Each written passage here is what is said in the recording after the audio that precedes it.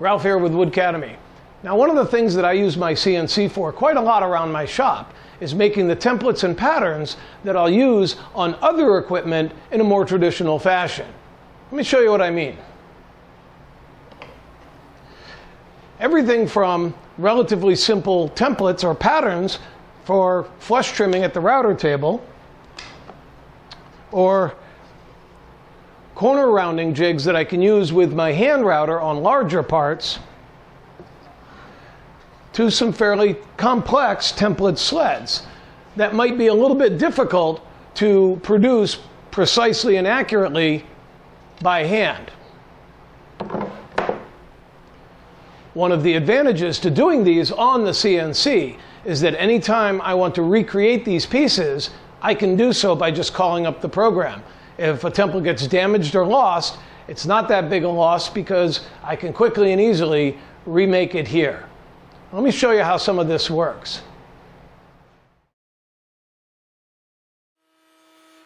Flush trim templates for the router table are among the easiest to make.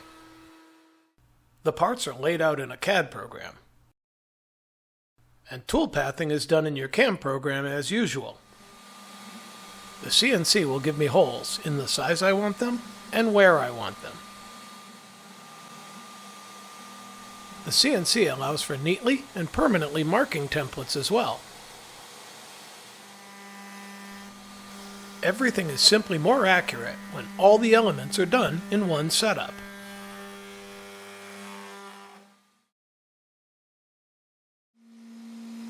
More complex fixtures, like this template sled, don't require more skill to make on the CNC, just a little more programming.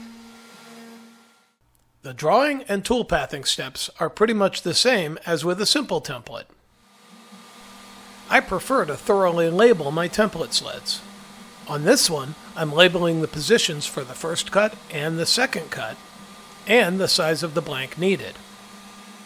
So the next time I use the sled, I won't have to try and remember this information.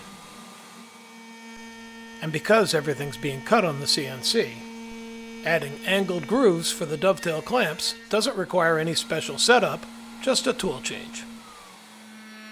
I do a lot of flush trimming to templates in my shop, so it's important to be able to quickly, easily, and accurately make the sleds and templates I need.